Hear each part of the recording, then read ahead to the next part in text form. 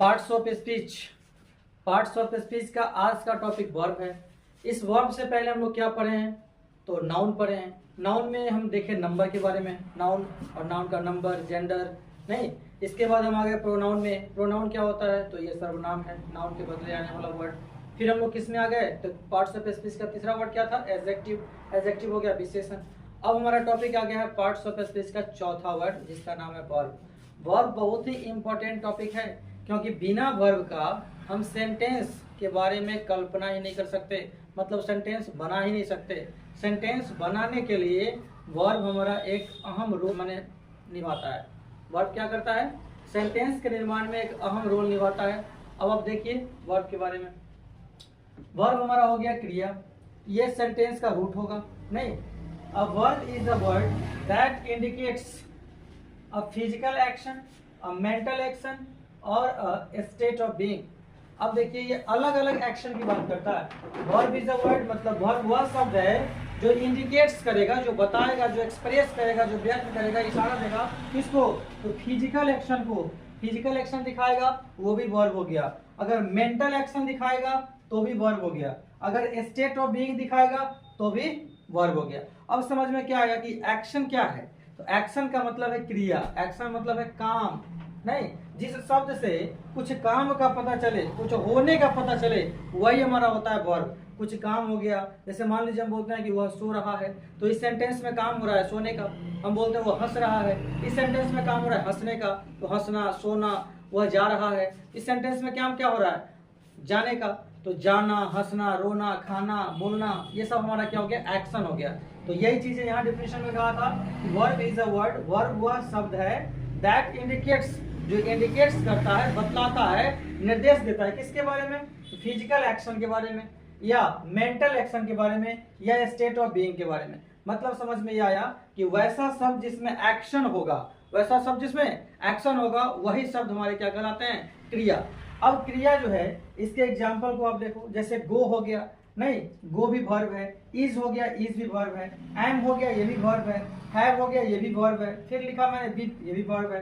कम हो गया, रन हो गया, वॉक हो गया, लाफ हो गया, एटीसी, ये सब आपके वर्ब हैं। मतलब इन शब्दों से या तो क्या पता चलेगा, तो पता चलेगा आपका फिजिकल एक्शन के बारे में, या पता चलेगा मेंटल एक्शन के बारे में, या पता चलेगा स्टेट ऑफ बीइंग के बारे में, इन शब्दों से। अब आप जानते हो गो मतलब जाना। अब इज जो है, इज हमारा एक सहायक क्रिया का भी काम करता है और मुख्य क्रिया भी हो जाता है। एम ये भी वर्ब है, एम इज आर से बहुत सारा सेंटेंस बनाते हैं हम लोग नहीं।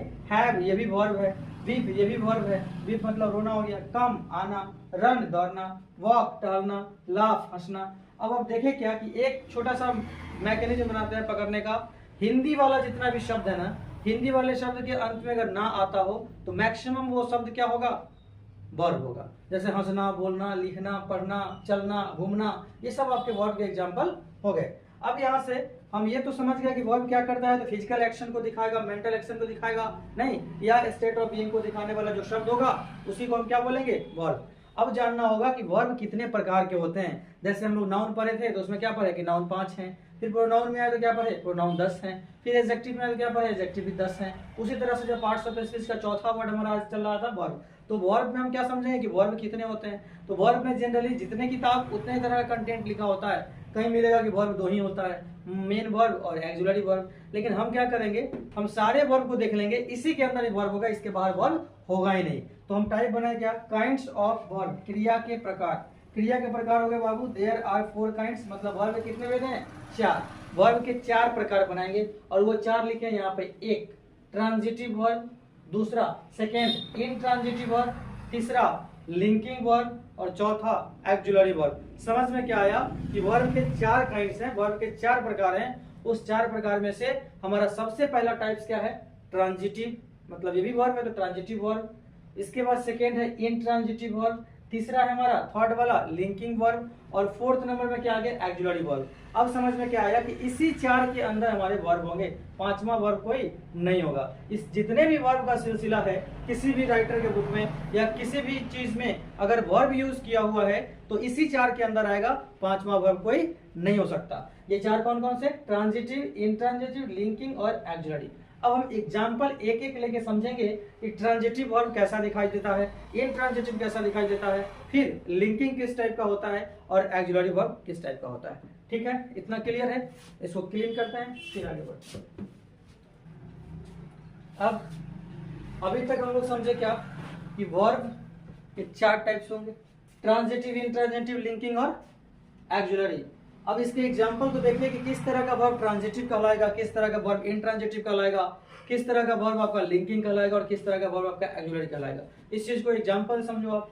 जैसे ट्रांजिटिव कहता है क्या कि वैसा वर्ब ट्रांजिटिव होगा जो वर्ब अपने साथ ऑब्जेक्ट लेगा, मीन्स वर्ब विथ ऑब्जेक्ट। अगर वर्ब किसी ऑब्जेक्ट के साथ हो तो वैसे वर्ब का नाम क्या देते हैं हम? ट्रांजिटिव।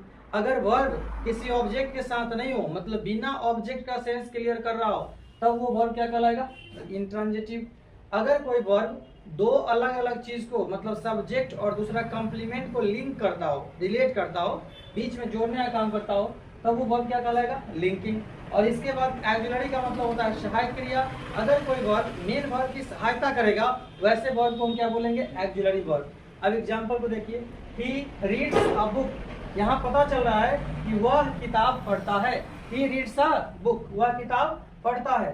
तो पढ़ने वाला कौन? ही। तो ये पढ़ने वाला है ना, ये तो डूअर हो गया, सब्जेक्ट। फिर है आपका अ बुक, मतलब क्या पढ़ता है? तो किताब। बीच में काम क्या हो रहा है? तो पढ़ने का। तो ये आपका हो गया वर्ब। हम इसको कैसे पहचानेंगे ट्रांजिटिव है, इंट्रांजिटिव, ऑक्सिलरी है? तो पता चला क्या कि रीड्स के बाद ऑब्जेक्ट आया अ बुक। तब जो ये रीड्स है ना, ये वर्ब तो हुआ, लेकिन वर्ब में कौन सा? वर्ब हमारा हो गया टीवी। टीवी का मतलब क्या है? Transitive verb. क्योंकि अभी क्या बोले थे? ट्रांजिटिव वर्ब वैसा वर्ब होता है जो ऑब्जेक्ट के साथ रहे।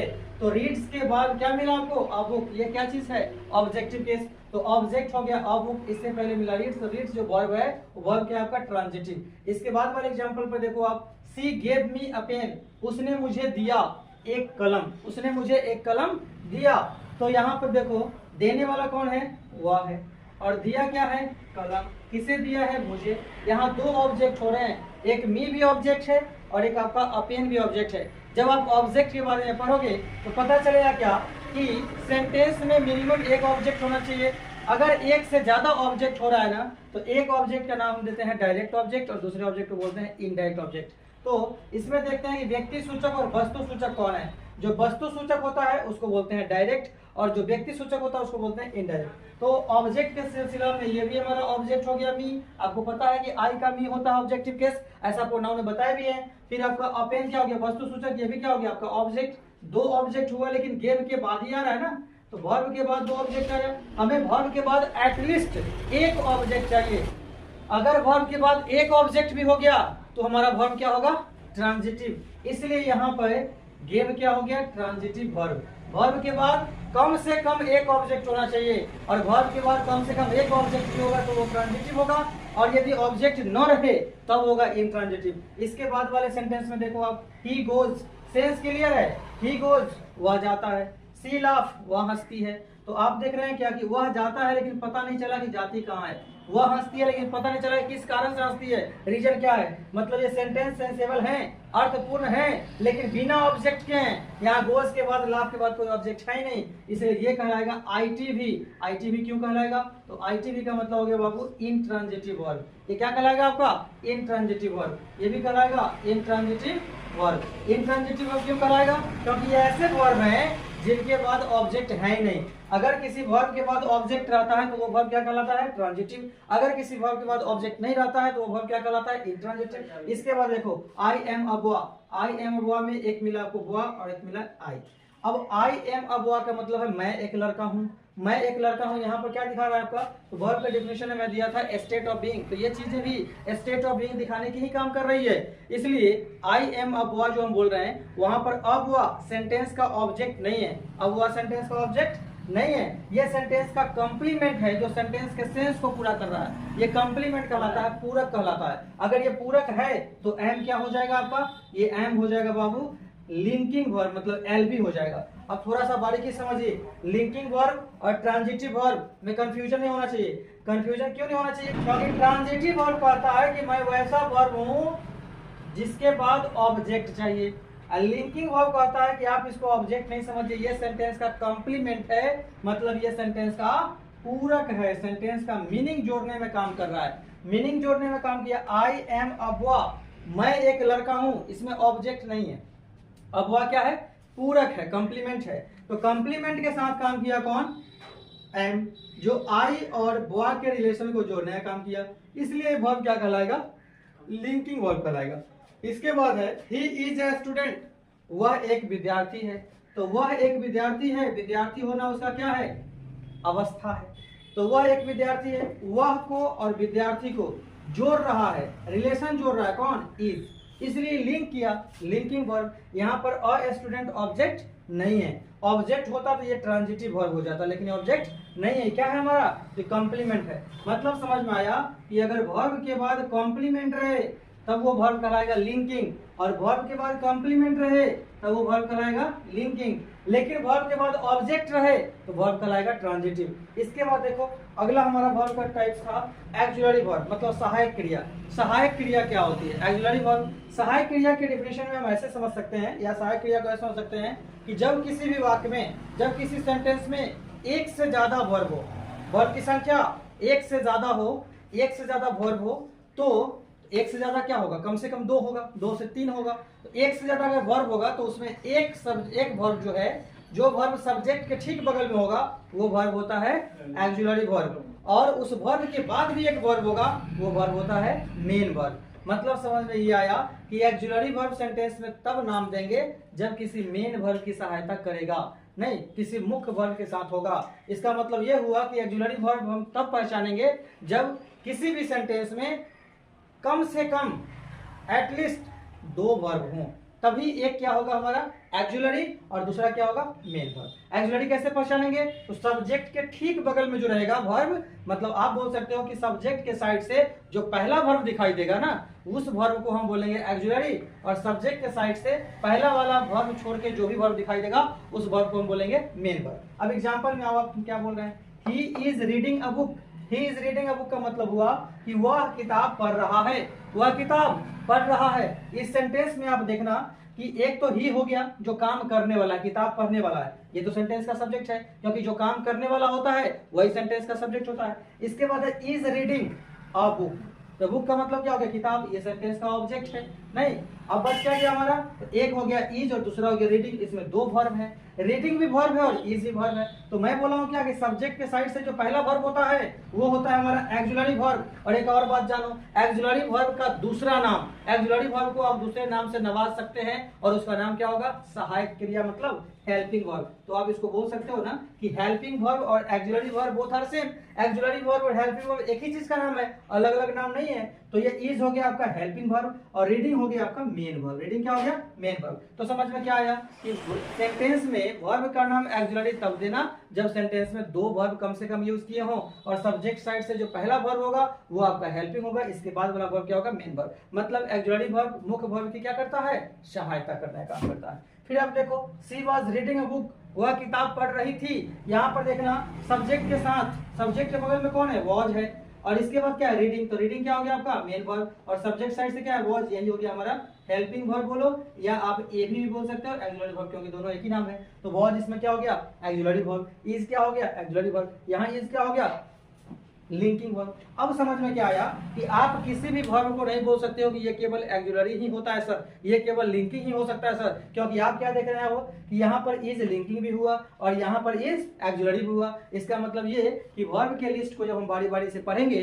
तो समझ में आया क्या कि जितने भी वर्ब है ना वो अपने यूज के हिसाब से, प्लेस के हिसाब से अपना नाम चेंज कर लेंगे। जैसे सारा स्टूडेंट एक है, सब बराबर है, इसमें से कोई स्टूडेंट आईएएस ऑफिसर बन जाएगा तो उसका अलग वैल्यू, अगर कोई स्टूडेंट डीएम बन गया उसका अलग वैल्यू, कोई स्टूडेंट पुलिस बन गया उसका अलग वैल्यू, कोई अग्निवीर बन गया उसका अलग वैल्यू, कोई कुछ नहीं बना उसका अलग वैल्यू, कोई किसान बन गया उसका अलग वैल्यू। तो समझ में क्या है कि वर्ब सब एक जैसे दिखाई देंगे, लेकिन जैसे वर्ब का प्लेस चेंज करेंगे, कभी वो लिंकिंग का रोल अदा करेगा, कभी वो एक्जुलरी का रोल अदा करेगा, कभी ट्रांजिटिव इंट्रांजिटिव बनेगा। बात समझ में आ गई, ये वर्ब का था इंट्रोडक्शन। इसके बाद वर्ब का आगे हम लोग चर्चा करेंगे कि और क्या। अभी तक हम लोग क्या समझे थे, वर्ब क्या होता है, तो वर्ब होता है आपका एक्शनिंग वर्ड, मतलब वैसा वर्ड जिससे कुछ करने का या कुछ होने का पता चले, ठीक है। वही हमारा क्या कहलाता है, वर्ब। इसके बाद क्या समझे कि वर्ब के बिना सेंटेंस का कोई अपना रुतबा है ही नहीं। मतलब क्या कि बिना वर्ब का सेंटेंस नहीं होता है। एक अकेला वर्ड अगर कहीं लिखा हुआ है ना तो वो भी सेंटेंस का निर्माण कर सकता है, वही आपका वर्ब है। वो क्या है आपका वर्ब। जैसे हम बोलते हैं ना गो, गो का मतलब क्या हो गया, जाना। अभी सेंटेंस में एक ही वर्ड है कि नहीं, और ये मीनिंग दे दिया जाने का। हम बोलते हैं कम, आना, नहीं सीट, बैठना, स्टैंड अप, उठना। तो अब समझ में क्या आ रहा है कि अगर अकेला वर्ड कहीं है तो वो वर्ब ही होगा। मतलब ये कि एक सेंटेंस के निर्माण में वर्ब का एक अहम भूमिका है, नहीं तो सेंटेंस ही नहीं बनने देगा।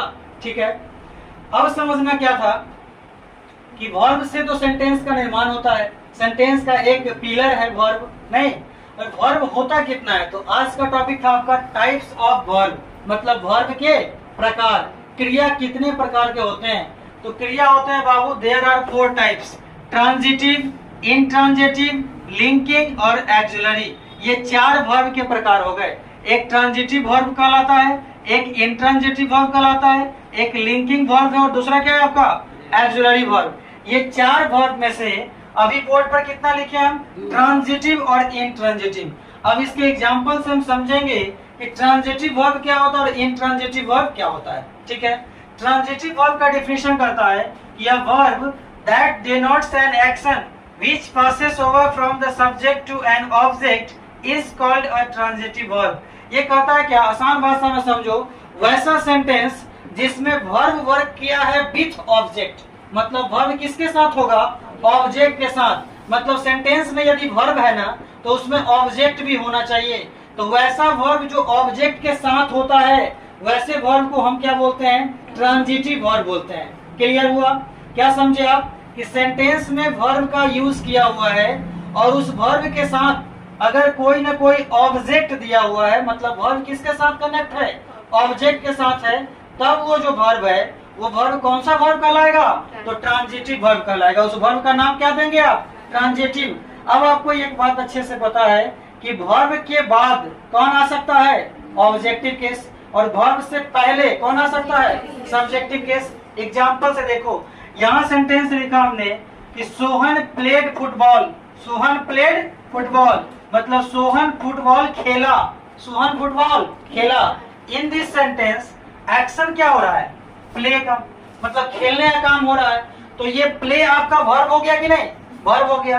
वर्ब के बाद क्या आता है, ऑब्जेक्टिव केस। वर्ब से पहले क्या आता है, तो सोहन खेला, और सोहन क्या खेला, फुटबॉल। तो सेंटेंस में यदि वर्ड का रिप्लाई कोई बनता है, सेंटेंस में वर्ड का रिप्लाई बनता है ना, वही हमारा क्या होता है, ऑब्जेक्ट। तो इस सेंटेंस में फुटबॉल क्या हो गया आपका, ऑब्जेक्ट। तो आप कह सकते हो ना कि सर प्लेड वर्ब जो है ये ऑब्जेक्ट के साथ काम कर रहा है। अगर प्लेड वर्ब ऑब्जेक्ट के साथ काम कर रहा है तो इस चारों में से क्या नाम दोगे आप इसका, ट्रांजिटिव वर्ब। क्या नाम दोगे, ट्रांजिटिव। तो यहाँ लिख दिया हम ट्रांजिटिव। ठीक है, ट्रांजिटिव क्यों हो गया ये, क्योंकि ये किसके साथ था, ऑब्जेक्ट के साथ। तो कोई भी वर्ब यदि ऑब्जेक्ट के साथ रहेगा तो क्या नाम देंगे, ट्रांजिटिव वर्ब। नेक्स्ट एग्जांपल देखो आप, श्याम गेव राम अ पेन। श्याम ने राम को एक कलम दिया, श्याम ने राम को एक कलम दिया। इस सेंटेंस में गिव जो है वो वर्ब टू है, किसका, गिव का। गिव मतलब देना, उसी का वर्ब टू क्या है आपका, गिव।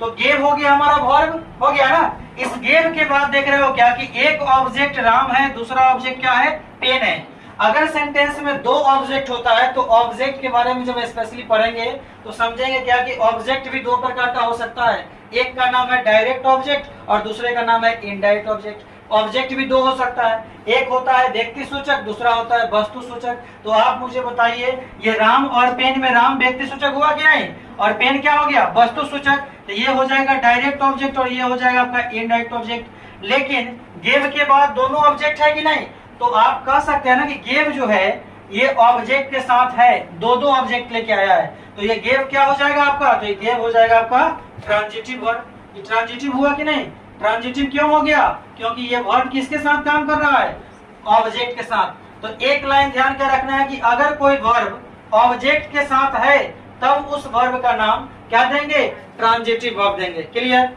इसके बाद देखो आप, इनट्रांजिटिव वर्ब क्या होता है। Intransitive verb, a verb that has no object is called an intransitive verb. मतलब वैसा क्रिया, वैसा वर्ब जो ऑब्जेक्ट के साथ नहीं होता है, उसके साथ ऑब्जेक्ट नहीं रहना चाहिए, वैसे वर्ब का क्या नाम देते हैं हम? इंट्रांजिटिव वर्ब नाम देते हैं। जैसे यहाँ सेंटेंस लिखा है बर्ड्स फ्लाई, चिड़िया उड़ती है, नहीं बर्ड्स फ्लाई, तो आप देख रहे हो क्या कि सेंटेंस तो यही मीनिंगफुल हो गया, लेकिन फ्लाई का मतलब उड़ना ही वर्ब है, वर्ब के बाद कोई ऑब्जेक्ट दिखा नहीं, तो ये जो वर्ब है ये क्या कहलाएगा आपका? ये कहलाएगा आईवी। अब आईवी का मतलब क्या समझेंगे आप? इंट्रांजिटिव वर्ब, ये इंट्रांजिटिव वर्ब हो गया। ऐसे मेडिकल के भाषा में आईवी क्या हो जाता है? इंटरवेनस, तो वो नहीं है, ये क्या है आपका? Intransitive verb. फिर इसके बाद देखो रिवर्स फ्लो, तो रिवर्स का मतलब हो गया नदियां, और फ्लो का मतलब क्या है? बहना, तो नदियां बहती हैं। अब बहना के बाद कोई ऑब्जेक्ट है, तो बहना क्या है? वर्ब। हम ऐसे बताए थे ना कि बेसिकली जनरली आपके हिंदी वर्ड के अंत में अगर ना आते हैं वो सब आपका वर्ब होता है। तो बहना, उड़ना, चलना, हंसना, रोना, ये सब जनरली किसका एग्जांपल है? वर्ब का। तो आप देखो रिवर एक सब्जेक्ट है, सब्जेक्ट के बाद फ्लो है, फ्लो के बाद कोई ऑब्जेक्ट है ही नहीं, तो ये फ्लो कौन सा वर्ब कहलाएगा? ये कहलाएगा आपका इंट्रांजिटिव वर्ब। इसके बाद लिखा ही सेट डाउन। अब सेट डाउन का मतलब तो जानते ही आप, बैठना। अब ये सेट डाउन के बाद कोई ऑब्जेक्ट है नहीं है, तो ये जो वर्ब है वो क्या कहलाएगा? Intransitive verb. फिर यहाँ देखो शी विल गो, वह जाएगी। अब वह जाएगी, इस सेंटेंस में आप देख रहे हो कि विल आपका फ्यूचर मेकर वर्ड है, नहीं, जो फ्यूचर बनाने के लिए हेल्पिंग वर्ब का काम कर रहा है। फिर आपका एक मेन वर्ब है गो, ये गो भी आपका वर्ब है और विल भी आपका वर्ब है। इस दोनों वर्ब के बाद कोई ऑब्जेक्ट है यहाँ पर? नहीं है, मतलब ऑब्जेक्ट का प्लेस क्या है? खाली है। अगर ऑब्जेक्ट का प्लेस खाली है तो गो क्या हो जाएगा? Intransitive verb.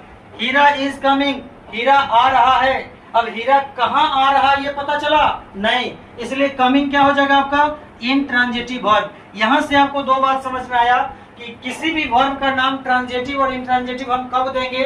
तो अगर सेंटेंस में वर्ब के बाद ऑब्जेक्ट दिया हुआ है तो ट्रांजिटिव वर्ब, अगर सेंटेंस में वर्ब के बाद ऑब्जेक्ट नहीं दिया हुआ है तो इंट्रांजिटिव वर्ब। क्लियर हो गया? अब इसे लिखो। अब हमारा तीसरा वर्ब क्या हो गया? Linking verb. इसके नाम से पता चल रहा है ना कि लिंकिंग मतलब ये लिंक करने का काम करता होगा। ये ऐसा वर्ब है जो दो चीजों को जोड़ने का काम करेगा, ठीक है? इसलिए इस वर्ब को हम क्या बोलते हैं? Linking verb. Verb with complement, मतलब ये ऐसा वर्ब होगा जो कंप्लीमेंट के साथ होगा। आप पहले मतलब समझिए, इससे पहले क्या था? Transitive, intransitive. तो ट्रांजिटिव में क्या समझे थे? ऑब्जेक्ट वाला, नहीं, और इंट्रांजिटिव में क्या समझे थे? ऑब्जेक्ट वाला नहीं होना चाहिए, ये नहीं समझे थे? लिंकिंग में क्या है कि लिंकिंग में ऑब्जेक्ट नहीं रहेगा, लिंकिंग में क्या रहेगा? कंप्लीमेंट। और इस कंप्लीमेंट का मतलब होता है पूरक, मतलब सेंटेंस के मीनिंग को पूरा करने के लिए आएगा। और वर्ब दो अलग अलग चीजों को जोड़ने का काम करेगा, दो अलग चीजों को जोड़ने का काम करेगा। इसलिए इसका नाम है वर्ब ऑफ इनकम्प्लीट प्रेडिकेशन। इनकम्प्लीट प्रेडिकेशन भी इसका नाम है, ठीक है? तो लिंकिंग वर्ब को ही हम लोग वर्ब ऑफ इनकम्प्लीट प्रेडिकेशन भी कहते हैं, ठीक है? एग्जाम्पल में आएंगे, सोहन इज ऑनेस्ट, केवल इतना ही लिखा है। सोहन ईमानदार है। आपको अच्छे से पता है कि ईमानदार होना क्या होता है? एक विशेषता एडजेक्टिव होता है, तो ये एडजेक्टिव हो गया। और ईमानदार कौन है? सोहन। तो सोहन इज ऑनेस्ट, इसमें से अगर इज को हम हटा दें तो पता चल रहा है सोहन ऑनेस्ट। उस सोहन ऑनेस्ट को कनेक्ट करने के लिए, लिंक देने के लिए कौन आया? इज। अब ये दोनों को आपस में जोड़ रहा है, दोनों को आपस में जोड़ रहा है कि सोहन इज ऑनेस्ट, मतलब सोहन ईमानदार है। तो इज जो होगा ये कहलाएगा आपका लिंकिंग वर्ब। इज क्या कहलाएगा आपका? Linking verb. थोड़ा ध्यान से समझिए आप, ट्रांजिटिव वर्ब और लिंकिंग वर्ब में अंतर है। ट्रांजिटिव वर्ब में क्या कह रहा था कि वर्ब के बाद ऑब्जेक्ट होना चाहिए, और ऑब्जेक्ट के बारे में हम बताए थे क्या कि सेंटेंस में जो वर्ड का रिप्लाई बनता है वो होता है ऑब्जेक्ट। यहाँ वर्ड का रिप्लाई ऑनेस्ट नहीं बन रहा है, यहाँ सोहन की विशेषता दिखा रहा है, सोहने का गुण है ऑनेस्ट होना। तो ये दो चीजों को लिंक कर रहा है, मतलब जोड़ रहा है। सोहन और ऑनेस्ट को जोड़ा कौन? इज। जोड़ने का काम किया, इसलिए इज क्या हो गया आपका? Linking verb. नेक्स्ट देखो, ही वॉज अब्सेंट, वह अनुपस्थित था, है ना, वह अब्सेंट था, तो वह मतलब एक ही और एक अब्सेंट, ये दोनों को जोड़ने का काम कौन कर रहा है? वॉज। तो वॉज क्या हो गया आपका? Linking verb. यहाँ एक एग्जांपल तुम और समझो, जैसे मान लो लिखा है क्या? रमेश, और इसके बाद लिखा है प्लेज, और तब लिखा है क्या? क्रिकेट। Ramesh pledge cricket. अब दोनों में तुमको समझ में आएगा कि यहाँ पर जो प्लेज था ये लिंकिंग वर्ब नहीं है। क्यों नहीं है? क्योंकि इसके बाद ऑब्जेक्ट दिखाई दे रहा है कि रमेश क्रिकेट खेलता है, तो ये कहलाएगा क्या? टीवी। कौन सा टीवी? Transitive verb. और यहाँ जो वॉज है इसके बाद ये ऑब्जेक्ट नहीं है, ये कॉम्प्लीमेंट होता है। ये ऑनेस्ट, अब्सेंट, यहाँ पर हॉट, यहाँ पर सैड, स्वीट, राउंड, ये सब क्या हो गया? सेंटेंस का कॉम्प्लीमेंट। तो आपको जानना पड़ेगा कि कॉम्प्लीमेंट और ऑब्जेक्ट में अंतर होता है। कॉम्प्लीमेंट का मतलब क्या? सेंटेंस का पूरक, जो वाक्य का पूरा अर्थ दिलाने में मदद करे, और ऑब्जेक्ट होता है जो एक्शन को रिसीव करता है। ठीक है, अगर हम बोलते हैं कि रमेश क्रिकेट खेलता है, तो रमेश खेलता है, खेलना यहाँ पे वर्ब हो गया। और रमेश खेलता क्या है? उसके द्वारा कौन सा खेल खेला जा रहा है? क्रिकेट। तो यहाँ पर व्हाट का रिप्लाई बनता है? क्रिकेट। तो ये ऑब्जेक्ट है, ये क्या है आपका? ऑब्जेक्ट। लेकिन इस सेंटेंस में ऑनेस्ट, अब्सेंट क्या है? ऑब्जेक्ट नहीं है, ये कॉम्प्लीमेंट है। इसको अगर हम बोले कि सर क्या है, तो ये कॉम्प्लीमेंट है। कॉम्प्लीमेंट है, ये भी आपका क्या है? कॉम्प्लीमेंट। कॉम्प्लीमेंट का मतलब क्या होता है? पूरक। ये सेंटेंस के मीनिंग को पूरा करने का काम कर रहा है कि he was absent, वह अनुपस्थित था। The sun is hot, सूरज गर्म होता है। तो यहाँ hot क्या हो गया? कॉम्प्लीमेंट। He looks sad, उदास क्या हो गया? कॉम्प्लीमेंट। Honey tastes sweet, ये sweet क्या हो गया? कॉम्प्लीमेंट। और the earth is round, ये round क्या हो गया? कॉम्प्लीमेंट। ये सब वर्ब के बाद कॉम्प्लीमेंट हुआ, इसलिए is, was, फिर इसमें is, और इसमें looks, इसमें taste, और यहाँ भी is, ये सारे वर्ब क्या कहलाएंगे? आपके लिंकिंग वर्ब कहलाएंगे। बात समझ में आया? जब एक सब्जेक्ट हो और दूसरा क्या हो? कॉम्प्लीमेंट। सब्जेक्ट और कॉम्प्लीमेंट के बीच में कोई वर्ब काम करता हो और उसको जोड़ने का काम करता हो, रिलेट करता हो, अर्थ बनाता हो, तब वो वर्ब क्या कहलाएगा? आपका लिंकिंग वर्ब। तो आपको याद हो गया ट्रांजिटिव वर्ब क्या होता है? जिस वर्ब में ऑब्जेक्ट रहता है, वर्ब के बाद क्या रहेगा? ऑब्जेक्ट। इंट्रांजिटिव क्या होता है? तो वर्ब के बाद ऑब्जेक्ट नहीं रहेगा। लिंकिंग क्या होगा? जब सेंटेंस के सब्जेक्ट और कॉम्प्लीमेंट को जोड़ेगा। तो इस सारे सेंटेंस में Sohan is honest, he was absent, the sun is hot, और he looks sad, honey taste sweet, और the earth is round, is taste look, is was is, ये सब लिंक करने का काम कर रहा है, इसलिए ये वर्ब क्या कहलाएंगे? Linking verb. तो ट्रांजिटिव वर्ब और लिंकिंग वर्ब पहचानने में गलती नहीं कीजिएगा। ट्रांजिटिव वर्ब में क्या करते हैं हम? ऑब्जेक्ट ढूंढते हैं। लिंकिंग वर्ब में सेंटेंस का कॉम्प्लीमेंट, ये ऑब्जेक्ट नहीं होगा, ये सब के सब एडजेक्टिव हैं। ये सब क्या है? आपके विशेषण है। ऑनेस्ट विशेषण होते हैं नहीं, तो ये सब ऑनेस्ट हो गया, चाहे और भी, ये सब क्या है? आपके एडजेक्टिव, और ये सेंटेंस के सब्जेक्ट के साथ रिलेट हो जा रहा है, लिंक हो जा रहा है, इसलिए बीच में जो वर्ब आया वो सब आपका लिंकिंग वर्ब कहलाएगा, ना कि ट्रांजिटिव वर्ब कहलाएगा। बात समझ में आ गया?